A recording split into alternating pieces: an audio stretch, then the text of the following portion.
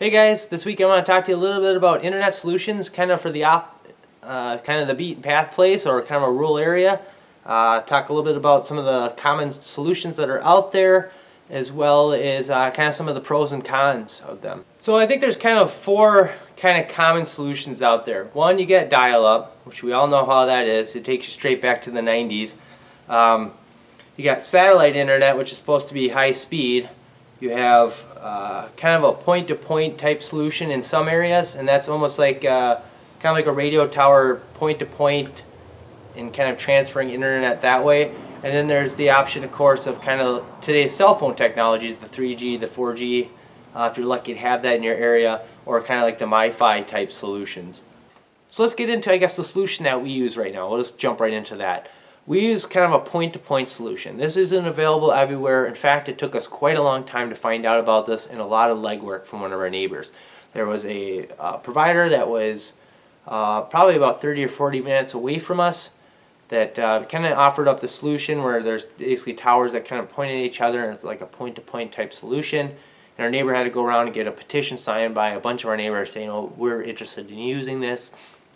Please put this in." And then what we had to do is go out and physically buy about $300 worth of humongous lightning rod ugly equipment that we bolted onto our roof, and then we point that over at a farm that's not that far away from us, maybe a mile or two away, and on top of his grain silo he's got a big tower up there, and basically it connects to that and kind of finds its way back to kind of the internet providers. Now, some of the pros of this is, once the initial cost, there is no contract. We could end it at any time we wanted. Also, the cost per month is considerably cheaper. We pay $30 a month for a 1 megabyte per second pipe, which is very small compared to today's standards.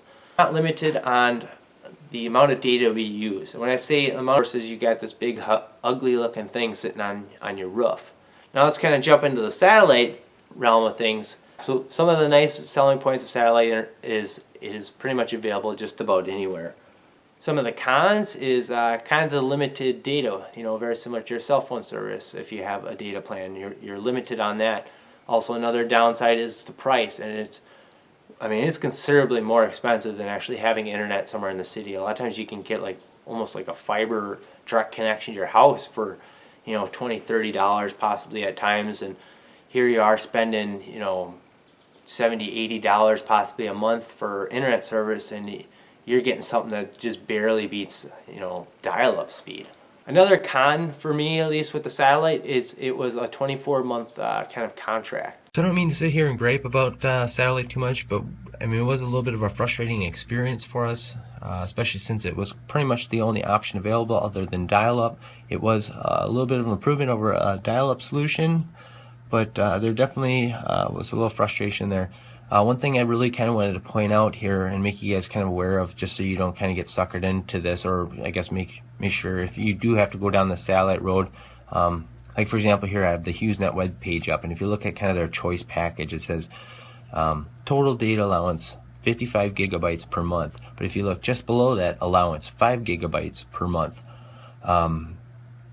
So the other 50 gigs actually has to be consumed between 2 a.m. and 8 a.m. So unless you're working second or third shift, I would be willing to bet that most of your web surfing isn't happening between those time, you know, periods. Getting up at like 6 a.m. or something, 5 a.m., you get a little bit of time in there, but I would be willing to bet that most of your kind of surfing and stuff probably happens not in those hours. So that kind of leaves you with 5 gigabytes of data.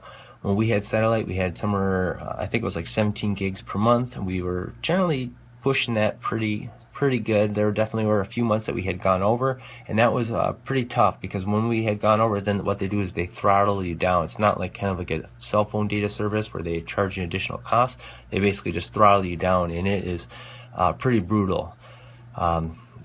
Just even loading a simple page like Google or something like that is, it's a very time-consuming, slow type thing, and then things oftentimes times out and stuff. So it was definitely a little bit of a frustrating thing. Anyways, I don't mean to kind of go off in this tangent here. I just wanted to really kind of point this out. So if you do end up having to kind of go down this road, pay attention to this type of stuff, or it might look like you get a 55 gig package here, for example, but in reality you're probably getting 5 gigs or maybe a couple extra gigs here and there if you're kind of surfing a little bit into those kind of late hours or early hours, I guess. Let's, I guess, talk a little bit about what you may already have, possibly. I know smartphones are becoming much more of a common thing, especially with a data plan, and you know, you may be able to kind of get away with that. I think a lot of this really comes down to kind of actually how much internet you need a month, and kind of what you're willing to pay for it. So a few benefits, obviously, to kind of having a kind of a MiFi or kind of tethering off of your existing data on your smartphone is it's very portable. You also have the option to kind of get connected up to 3G or 4G type speeds. And kind of out of these four here, the 4G is definitely much quicker solution than kind of any of these. However, for us, we're not really quite in a 4G area. Maybe if you go stand out in the back 40 somewhere on one foot and pointing west or something, you may be able to pick up a little 4G or something, but it's not exactly super reliable. So that could really vary depending on the area you live and what kind of towers are available. Of course, another benefit to using kind of this is it's something you're already currently paying for. So it could possibly be not too much more of a cost or any cost at all. Now, some of the cons here are obviously the cost per gig. You look at data plans on phone services, and they're pretty expensive. And of course, you're limited. I think right now I saw Verizon had some sort of data plan thing where it's like shared data network. You know, it's like $80 a month for 10 gigs. So if you look at that, that's really not a whole lot, especially if you're thinking about doing any sort of kind of YouTube work, any type of Netflix streaming or anything like that. Data disappears really quick. So I know I've kind of rambled on quite a bit here on a wide variety of stuff. I'm sure there's probably something I forgot about or didn't cover very well, or you might have questions about it. I really encourage you to leave a comment below kind of asking that question if you have something. That way I can try to reply to it as well as others. You know, there's a lot of other people that watch these videos that might have different experiences and stuff that they could offer up some very nice valuable information. If you're just not having much luck or don't feel like leaving it kind of out there, don't be afraid to send me a private message. I'll definitely do my best to try to help you out. Anyways, hope you guys found this video helpful. If so, let me know by clicking that thumbs up and subscribing. Thanks for watching.